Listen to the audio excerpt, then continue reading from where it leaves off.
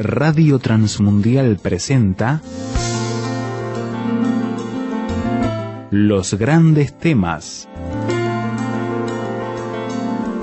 Un tiempo donde el pastor Salvador de Lutri nos lleva a pensar en la problemática más profunda del ser humano. Los Grandes Temas. Muy bien, vamos a abrir nuestra Biblia en el Evangelio según San Mateo, el capítulo 26. Evangelio según San Mateo, capítulo 26. Dice: los que prendieron a Jesús le llevaron al sumo sacerdote Caifás, a donde estaban reunidos los escribas y los ancianos. Mas Pedro le seguía de lejos hasta el patio del sumo sacerdote, y entrando se sentó con los alguaciles para ver el fin. Y pasamos al versículo 69. Pedro estaba sentado fuera en el patio, y se le acercó una criada diciendo: tú también estabas con Jesús el Galileo. Mas él negó delante de todos diciendo: no sé lo que dices. Saliendo él a la puerta, le vio otra, y dijo a los que estaban allí: también éste estaba con Jesús el Nazareno. Pero él negó otra vez con juramento: no conozco a este hombre. Un poco después, acercándose, los que por allí estaban dijeron a Pedro: verdaderamente también tú eres de ellos, porque aún tu manera de hablar te descubre. Entonces él comenzó a maldecir y a jurar: no conozco al hombre. Y enseguida cantó el gallo. Entonces Pedro se acordó de las palabras de Jesús que le había dicho: antes que cante el gallo me negarás 3 veces. Y saliendo fuera lloró amargamente. Hasta aquí nada más en la lectura de la palabra de Dios. Nos estamos acercando a la Pascua, y en la Pascua recordamos el sacrificio de Cristo, recordamos la cruz de Jesús, y la cruz es un lugar de conflicto, un lugar donde tenemos que tomar decisiones, donde no podemos permanecer neutrales. Todos los que estuvieron frente a la cruz afrontaron alguna contradicción y tuvieron que tomar una decisión.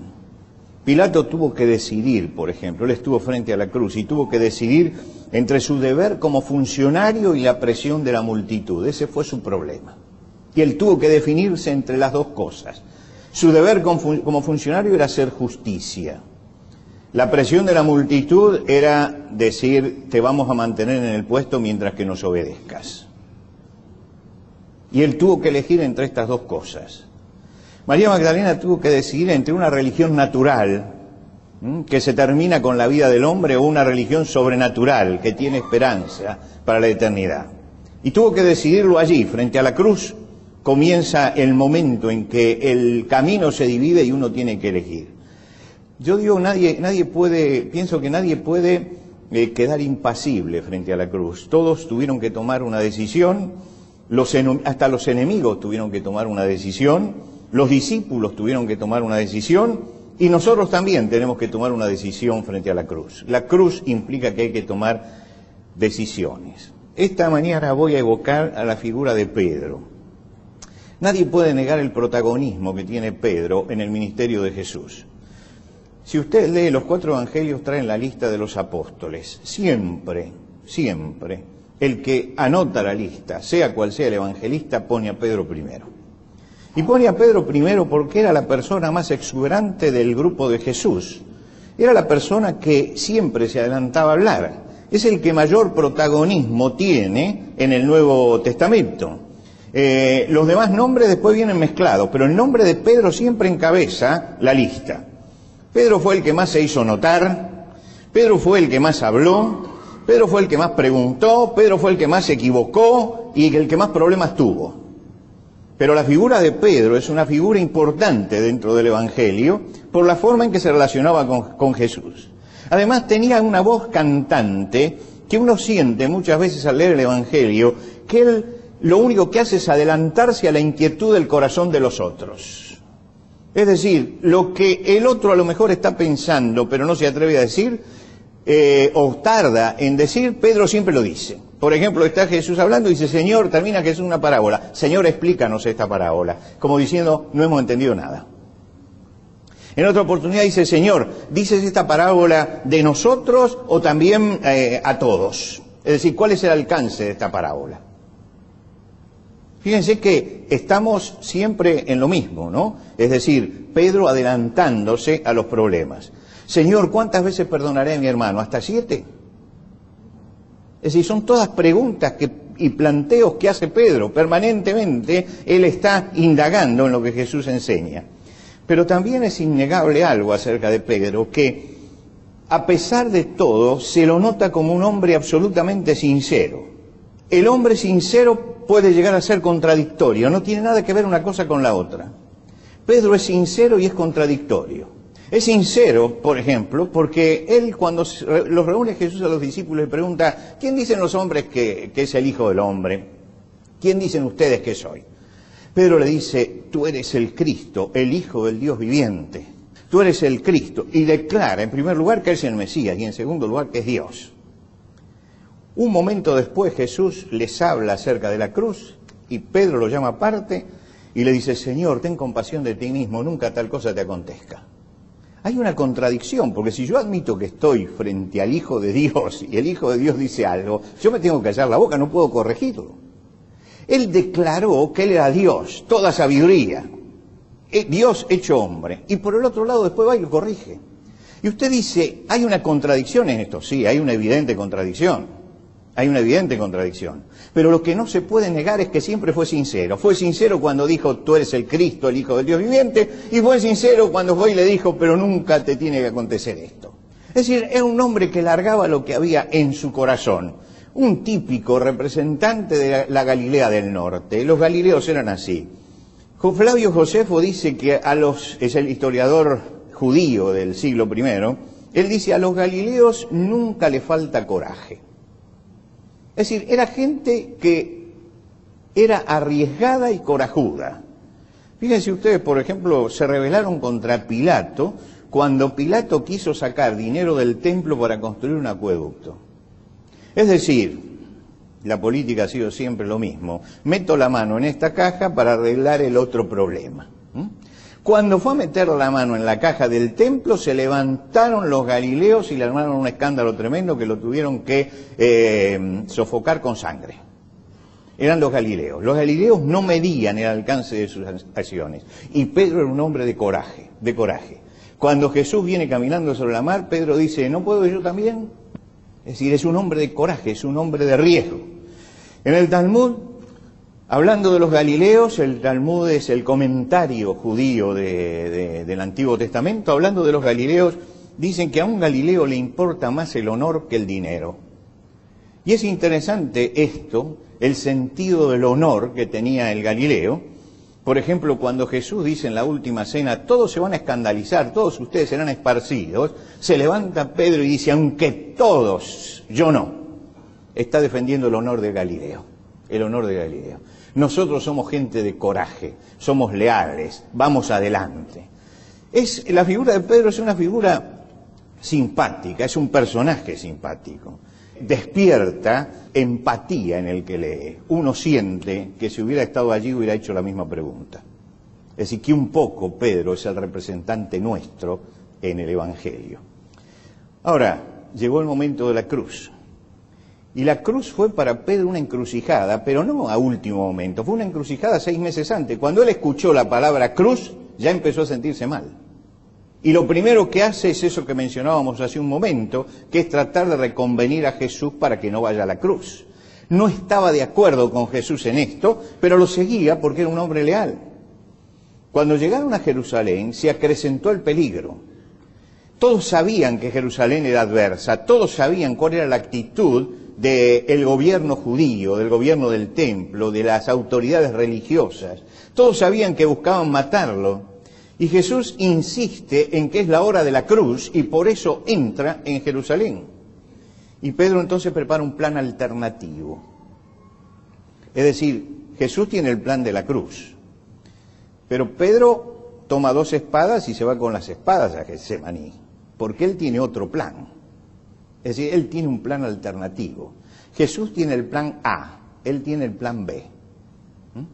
Vio que hoy cuando se programa algo siempre hay un plan A y después hay planes alternativos. Él tenía el plan alternativo de que si acá se arma, yo tengo 2 espadas. Y acá, en alguna forma, les voy a hacer pagar caro esto. Y cuando llegan a Getsemaní y él ve que viene la turba y que viene Judas delante y que besa a Jesús y todo lo demás, él saca la espada y le pega al siervo del sumo sacerdote y le corta la oreja. Mala puntería. Le quería pegar en la cabeza. Nadie saca una espada para cortarle la oreja a nadie. Lo que quería era cortarle la cabeza. Pero no era tan diestro con la espada, era un pescador y le cortó nada más que la oreja. Pero indudablemente le está alargando allí la gran revolución de la violencia. ¿Qué es lo que él espera? Que otro venga detrás y que allí se arme una batahola tremenda en la oscuridad de la noche con las linternas. Y entonces, imagínense que si los que llegan a prender a Jesús le tienen que decir a Judas, Judas le tiene que decir a ellos, al que yo bese, ese es, porque están en medio de la oscuridad con antorchas, seguramente lo que aquí se llama linternas, antorchas que apenas iluminan. En medio de esa oscuridad se puede armar un lío tremendo y Pedro lo que está buscando es esa batahola para que puedan escapar. Lo detiene Jesús y le dice, vuelve la espada a tu lugar, porque todos los que tomen espada, a espada también perecerán. Y entonces lo llevan al concilio, a Jesús. Ahí están reunidos los religiosos de su tiempo. Pedro no puede entrar a ese lugar. Pero Juan es conocido en el círculo del sumo sacerdote, y entonces lo hace entrar. Y Pedro llega a aquel lugar donde están juzgando a Jesús. En la gran sala está reunido el concilio, llevando a cabo el juicio. En el patio, alrededor del fuego, es una noche fría, se han reunido los siervos. Pedro no puede entrar a la sala del concilio, puede mirarla desde lejos. Pero se sienta junto con los siervos, se sienta allí. Ahora, ¿cuál es el objetivo que tiene Pedro? Lo leímos recién en el Evangelio según San Mateo. Y entrando, se sentó con los alguaciles, con la guardia que lo puede prender, para ver el fin. Para ver el fin. Él decía, yo lo que quiero ver es que esto se termina. Esto se termina. Yo voy a ver el fin. Pedro quiere ser un espectador privilegiado del drama que va a culminar en la cruz. No sabe que esa noche él va a tener una encrucijada, va a entrar en una encrucijada. Pedro se sienta en el patio, en el lugar de los criados, está calentándose al fuego, intenta pasar desapercibido, es uno más. Está la guardia, los alguaciles allí armados, es la guardia policial del templo, están los sirvientes del sumo sacerdote, es un grupo heterogéneo el que está allí, y él está allí como uno más. Hasta que de pronto una criada lo pone en la encrucijada. Se acerca y le dice, tú también estabas con Jesús el Galileo. Pedro mira a todos, lo están poniendo en evidencia, y entonces se hace el desentendido. No sé lo que dices, no sé lo que dices. No entiendo lo que estás diciendo. Él no dice ni sí ni no. Él dice, no sé de qué estás hablando. No sé de qué estás hablando. Es esa media verdad, ¿no? Que es toda una mentira. Pero en alguna forma yo no dije que no, tampoco dije que sí. Dije que no entiendo. Dije que no entiendo. Pero lo ve otra criada. Y la otra criada dice, también estaba con Jesús, el Nazareno. Y entonces ya allí la cosa se pone muy espesa. Él tiene que definir. Y entonces dice, yo no conozco a este hombre, no lo conozco. Y ya acá entonces nos encontramos con la mentira. Con la mentira. Ya eligió un camino. Él estuvo en una encrucijada entre la verdad y la mentira. Entre decir lo que realmente era y la mentira. Y cuando la cruz lo pone en la encrucijada ese hombre que ha sido sincero toda su vida, que dijo lo que pensaba, que lo que salía en su corazón lo ponía sobre la mesa, que no medía las consecuencias, pero en ese momento se produce la gran tensión entre la verdad y la mentira, y él está eligiendo la mentira. Y entonces él dice, no conozco a este hombre, pero un grupo se acerca y dice, verdaderamente también tú eres de ellos, porque hasta la forma de hablar estás hablando como un Galileo.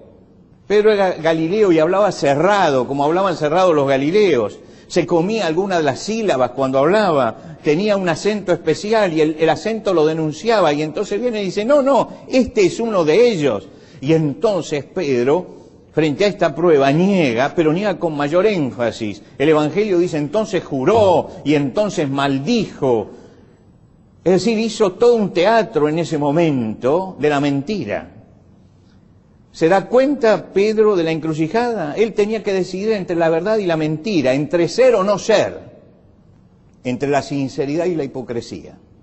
Y Pedro sabe que la verdad tiene un precio. En ese momento se da cuenta que la verdad tiene un precio. Si él dice, yo soy de este hombre, ¿qué va a pasar con él? Bueno, pueden pasar dos cosas. Puede pasar que lo echen a la calle, porque en definitiva los discípulos de Jesús están todos en la calle. Puede pasar que lo saquen a empujones a la calle, pero puede ser también que lo agarren y digan, no, este es muy importante, vamos a juzgarlo a él también. La verdad tiene un precio, la verdad tiene un precio. Decir la verdad tiene un precio. En ese momento él se dio cuenta que la verdad tenía un precio. Y también se dio cuenta de otra cosa, que él no estaba dispuesto a pagar ese precio, el precio de la verdad. Y entonces huyó a través de la mentira y no se dio cuenta que la mentira tiene un precio todavía más grande, que era todavía más cara. Es decir, este es el gran dilema de Pedro. Pedro está entre la verdad y la mentira. La verdad siempre cuesta, la verdad siempre tiene un precio, pero la mentira nunca es gratis, ¿eh? La mentira no es gratis. Él tuvo que elegir. La encrucijada de la cruz fue entre la mentira y la verdad. La mentira es hoy una metodología aceptada en nuestra sociedad. Es una metodología aceptada en nuestra sociedad. Un periodista estudió las propuestas de los políticos occidentales cuando buscan los votos, qué propuestas hacen, y saca como conclusión que todos usan la mentira como herramienta. Todos usan la mentira como herramienta. En todos los niveles la mentira está presente en nuestra sociedad. Miente el político para tener votos y poder. Miente el testigo en el juicio para confundir a la justicia. Hace poco llamaron a un amigo mío de testigo ante un juicio. Y él dijo, tal día voy a ir de testigo. De pronto tiene otro llamado por teléfono. Dice, quiere tener el abogado una conversación con usted. Y me dice, no sé para qué, si yo voy como testigo. Le digo, mire, cuando usted vaya se va a desayunar por aquí. Lo sentaron allí, era el adoctrinamiento de lo que tenía que decir.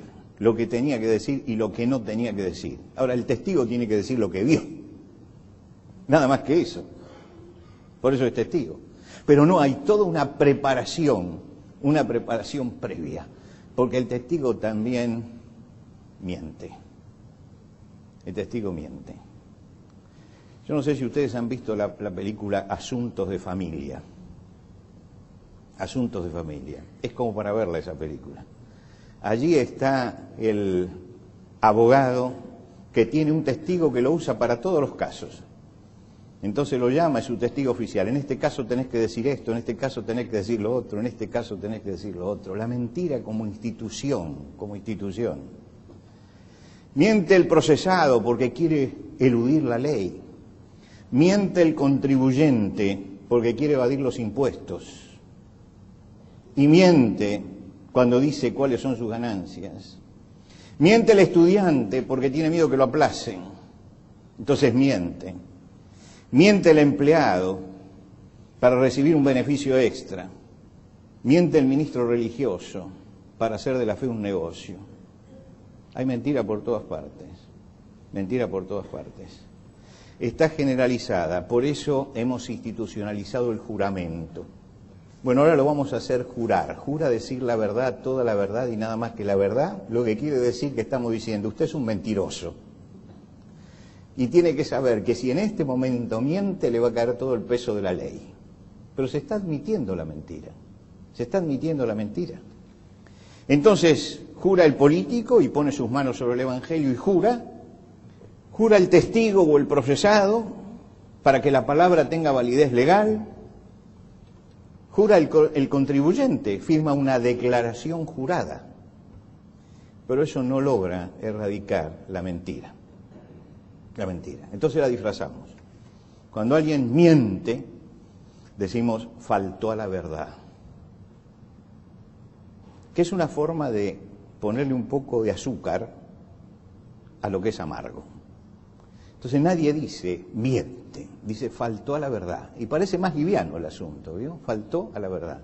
Pero hay una diferencia entre faltar a la verdad y mentir. Yo puedo faltar a la verdad, pero mentir es poner una carga moral en eso. Es contradecir un principio, es hacerlos a sabiendas. Por lo tanto, lo que tenemos no es gente que falta a la verdad, lo que tenemos es gente que miente. Y hay que llamar a las cosas por su nombre, al pan, pan y al vino, vino, y al mentiroso, mentiroso, mentiroso. Y no hay que asustarse, el que miente es un mentiroso. No es alguien que faltó a la verdad. No disfracemos lo que es un pecado. La mentira sigue siendo la mentira. ¿Por qué? Porque cuando empezamos a disfrazarla y cuando la admitimos, la mentira, que es una metodología, se transforma en un estilo de vida. Y lo que sucede es que ya entre nosotros la mentira no es una metodología, es un estilo de vida. Es un estilo de vida. Lo que comienza como metodología se transforma en estilo de vida. Pedro comienza eludiendo la verdad, se hace el desentendido, elude la verdad. No sé qué dices. Después directamente miente, no conozco a este hombre. Pero cuando llega el tercero, que lo pone entre la espada y la pared, entonces niega, jura, maldice, hace toda una puesta en escena. Ya tenemos al hipócrita. Hipócrita es actor en griego, es el que actúa, es el que se coloca la máscara de cera para actuar. Entonces empezó primero negando la verdad. Después mintió abiertamente, pero después se transformó en un hipócrita, en un señor que hace una representación para darle valor a la mentira. Y si para afirmar esta mentira hay que jurar, hay que mentir, hay que patalear, hay que maldecir, entonces se hace todo eso, llegamos al hipócrita. La verdad es muy simple. La verdad es muy simple. Sí, yo soy discípulo de él, lo seguí 3 años. Es muy simple, pero hay que pagar el precio. Y Pedro no quiere pagar el precio. Pedro no quiere pagar el precio. La verdad se hace con el tiempo un hábito destructivo en la persona. Yo pude observar el proceso de alguien que comenzaba a mentir. La primera vez que lo descubrí en una mentira era para cubrirse. Para cubrirse. Yo dije, está mintiendo, pero lo está haciendo para cubrirse. Está haciendo para cubrirse. Pero después vi cómo crecía en la mentira. Y llegó un momento que ya no mentía para cubrirse.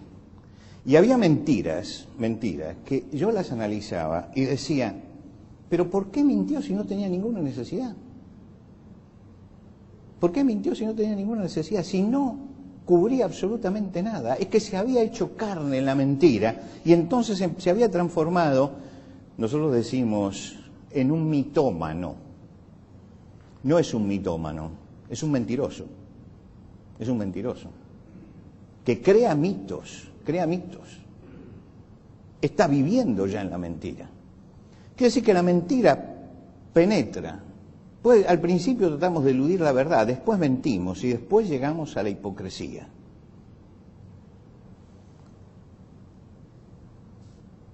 Comenzó mintiendo para cubrir errores y terminó mintiendo por deporte. Hasta que puede decir con la canción, mi vida ha sido toda una mentira. Una mentira. La cruz nos pone en la disyuntiva. ¿Estamos con la verdad o estamos con la mentira? ¿Somos sinceros o somos hipócritas? La cruz nos pone en una disyuntiva tremenda.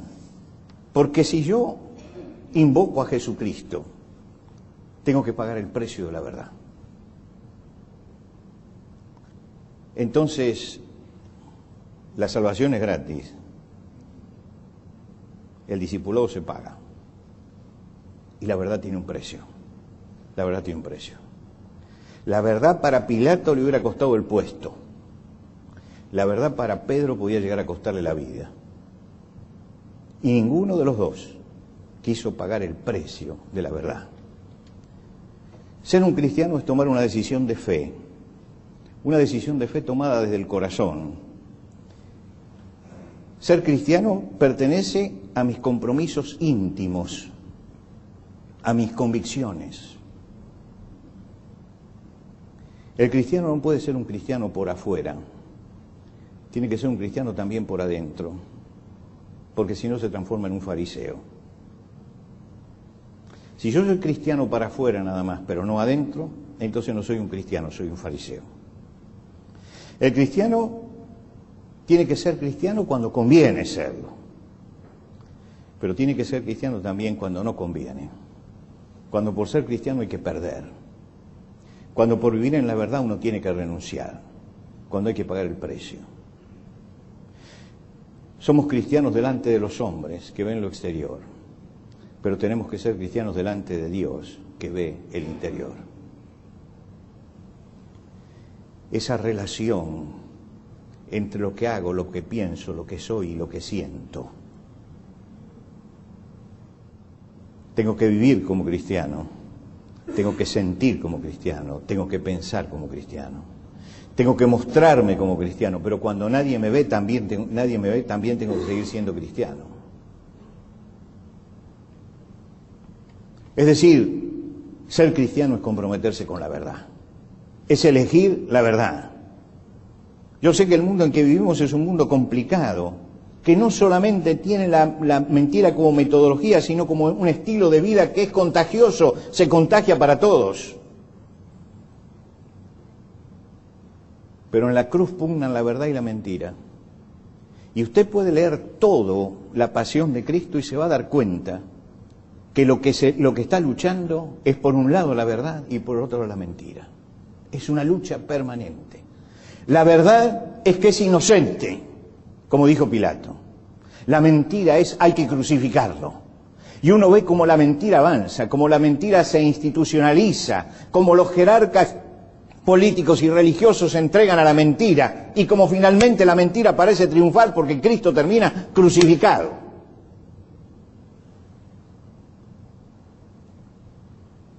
Pero es una victoria pasajera, porque al tercer día resucitó, porque la verdad siempre es más poderosa que la mentira. La mentira es un parásito de la verdad. La mentira existe porque existe la verdad. Si no existiera la verdad, la mentira no puede existir. La verdad es un absoluto, la mentira es un relativo. La verdad puede existir sola, la mentira nunca puede existir sola, necesita una verdad que contradecir. Por lo tanto, la verdad es de Dios, porque Dios es el Dios de los absolutos. Y la mentira se opone a la verdad, es del diablo, es de Satanás. Y acá en la cruz es donde se juega la verdad y la mentira.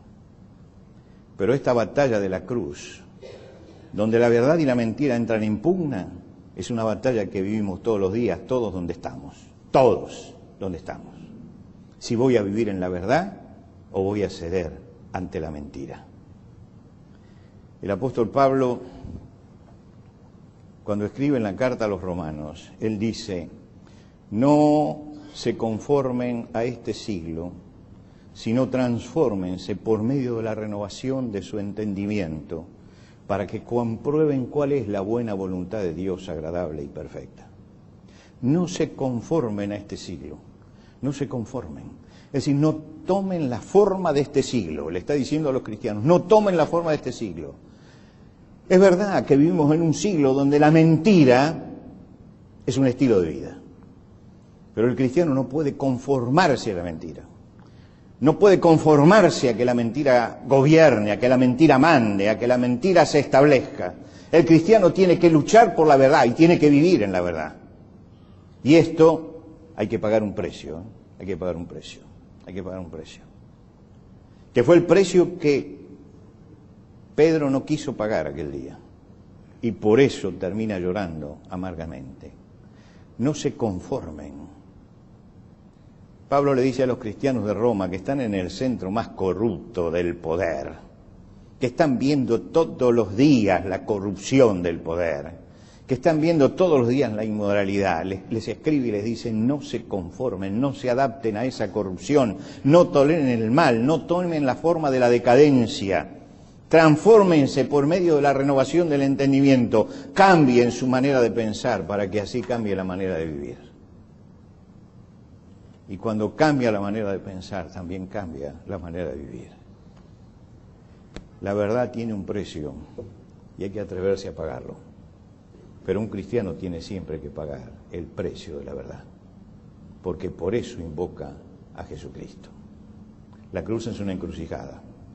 Y es una encrucijada esta mañana para Pedro, pero es una encrucijada para todos nosotros, que vivimos rodeados de mentira, salpicados de mentira, en un mundo cuyo estilo de vida es la mentira, y que somos llamados por Dios a vivir en la verdad. Pidámosle a Dios la gracia necesaria cada día para que paguemos el precio de la verdad, pero vivamos siempre como cristianos dentro de la verdad. El que vive en la verdad no teme, porque la verdad es lo único que nos hace verdaderamente libres. Y cuando vivimos en la verdad, estamos verdaderamente libres.